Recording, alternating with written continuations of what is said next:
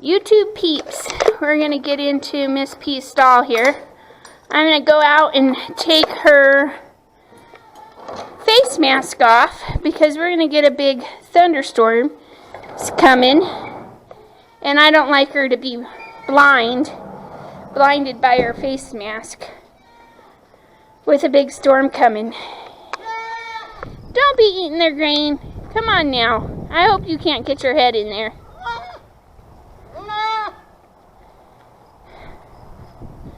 What are you doing? Eating who knows what out here. I really hope you didn't get that in your mouth, Sweet Pea.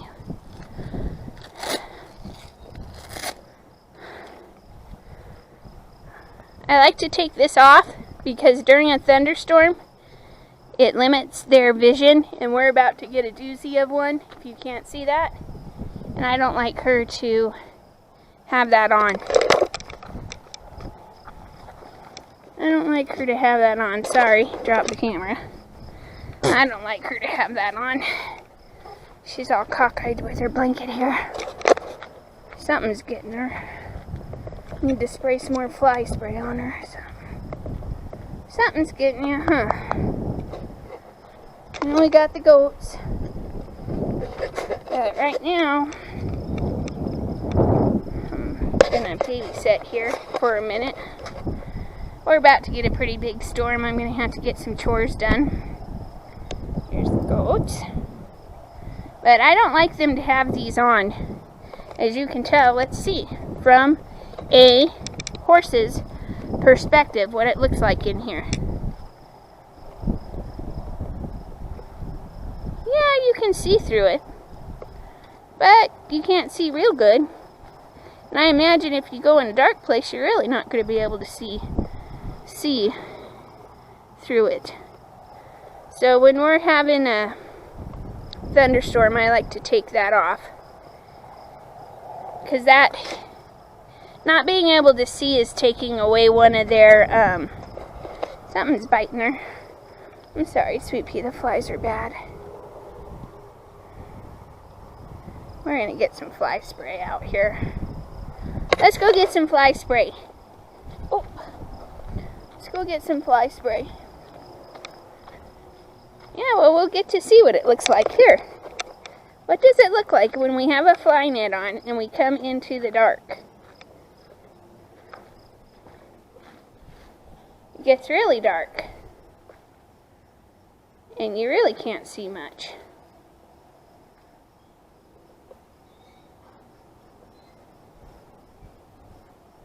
So that's always good to get a perspective from the horse, which justifies why my reins on the floor, which justifies why I take it off.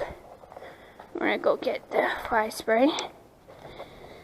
Takes away one of their senses, and when a horse can't see, they're mostly going to either flight or fight response.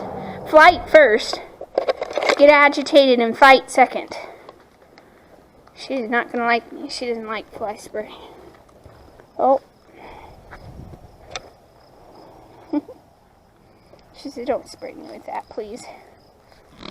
Woo, right in the face. We're all gonna smell like it. But you know, it needs to be done. Keep the flies off.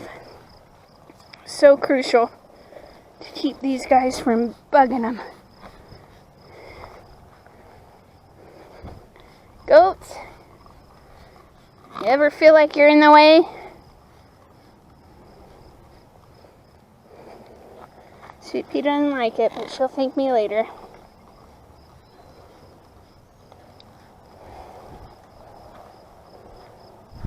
She'll thank me later. She'll stop bothering her.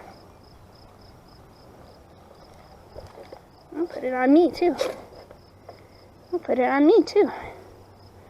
Yeah. Yeah, when you're going to get a big thunderstorm like that, you need to let them see. You need to take that fly mask off.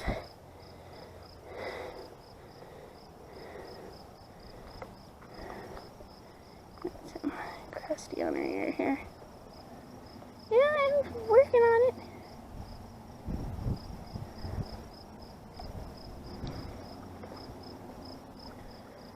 Yes. Is that the spot? Or are you like, no, get off of me. Get off of me. Get off of me, Mom. Get off of me.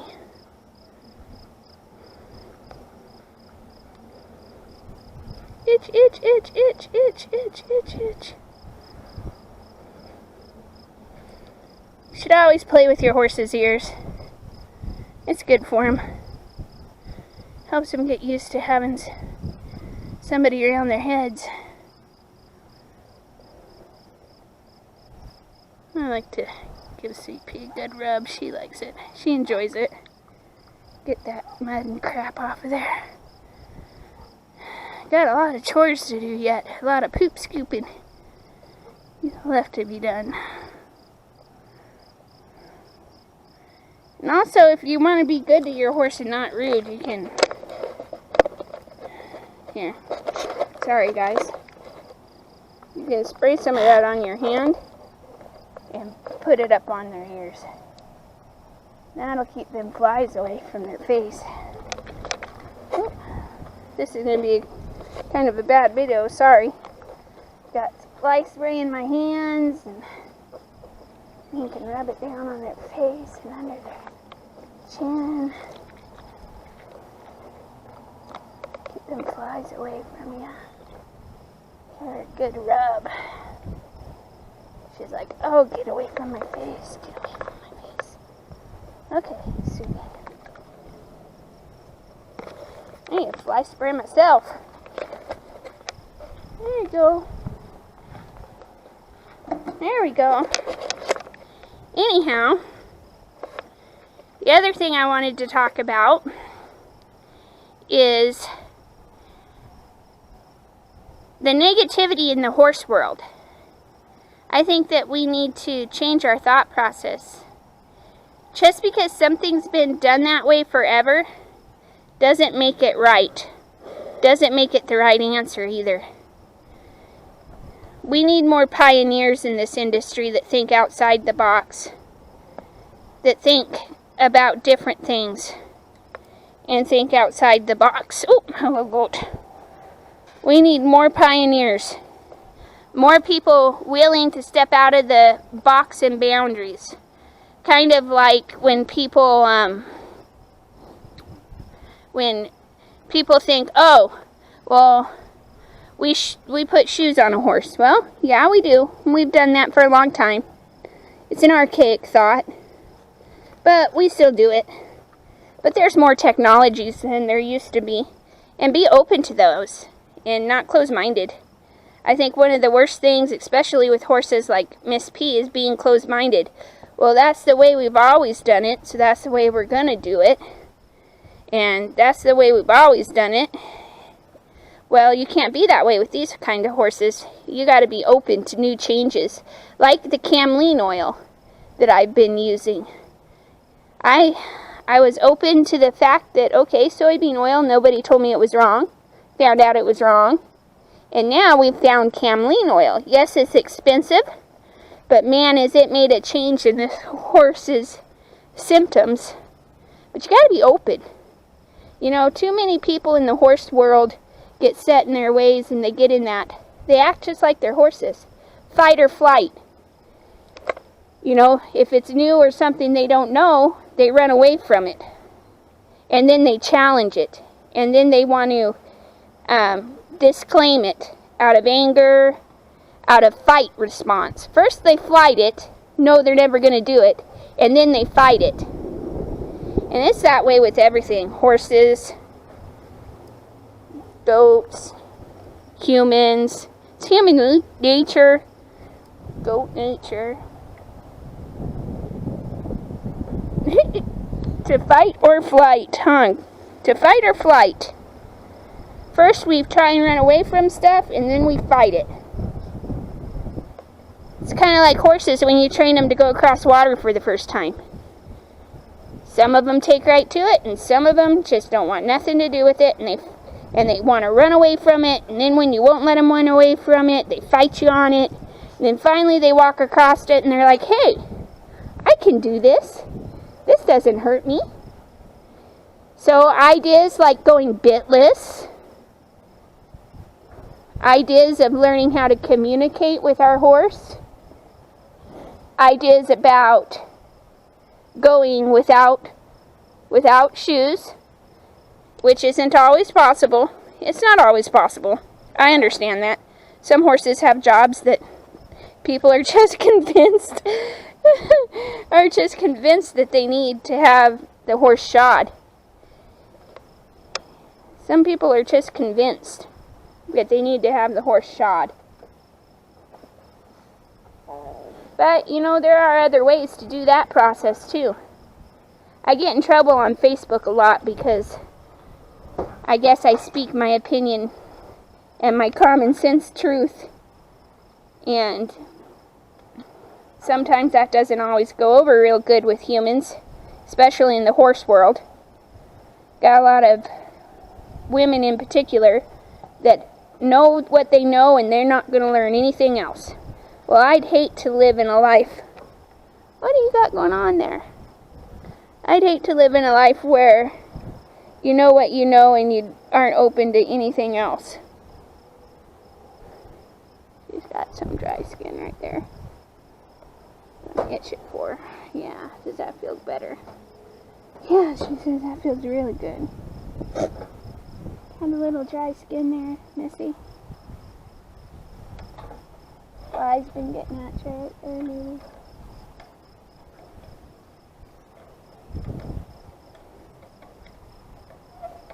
Feel better. Anyhow, got a lot of women who are closed-minded, and then when you try to tell them something, and not even tell them, you just try to communicate something to them, and they're like, nope, I don't do that, I don't do this, and I don't do that. I don't do that to my horse. And it's like, don't get defensive. I was just suggesting. But we need less of that kind of thought process if we're ever going to communicate and be good horse. If your goal is to be a horseman and to be somebody who communicates and has a relationship with their horse, you can't have that train of thought where I'm going to flight away from any new knowledge. I'm going to deny it. I'm going to run away from any new knowledge. And then I'm going to get aggressive and fight you if you try to tell me anything different than what I already know. That kind of thought process in a human, in a horse, in a goat, just can't happen. It can't happen. Because when that happens, then you're not learning together. And when nobody's learning, nobody's doing what's best for the horse. And in the end, it's what's best for the horse. It's for the betterment of the horse. Just like I learned, and Sweet Pea's is sort of a vampire now. I let her out at night and let her eat all night long, and I've been getting up at 4:30 in the morning. Every morning I put my horse in, take her off that green grass, and she's been doing wonderful. But I would have never learned that if I was closed-minded. And that's a goat messing with the horse. Had somebody ask me if goats and horses get along. Well, I'd have to say our goats and horses get along, or our horse get along just fine. She tolerates them on a level that most horses wouldn't, I guess. I don't know. But she sure loves them. She sure loves you, turds. She sure loves you, turds. Well, I don't know, Sweet Pea, did I get that dry skin off of there? From them flies biting you? That's some fly spray. Doing a lot better. They're not bothering you so bad. Got fly traps everywhere. Flies are terrible. But back to the story, I digress. This video is more just me talking, I guess, than anything. But yeah, she's become my little vampire horse. She goes out at night, and then I get up 4:30 every morning and bring her back in. Hopefully this storm will pass. I'll be able to let her out on pasture tonight. I don't know how long. These goats sure like to chew on my dress. What do you think, Susie? Really, Sage?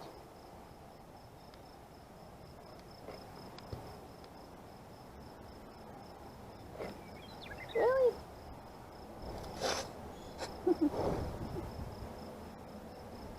You're such a camera hog, Susie. You love the camera, don't you? You love the camera. But anyway, so I guess that's my soapbox this afternoon. Don't close your mind. Because if you close your mind, then you're going to lose sight of new advancements and new ideas that better the horse's life. Okay, goats, this is getting out of control.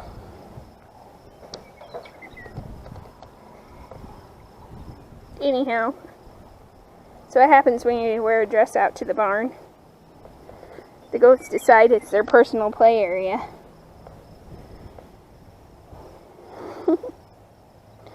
Anyways, they get along really good.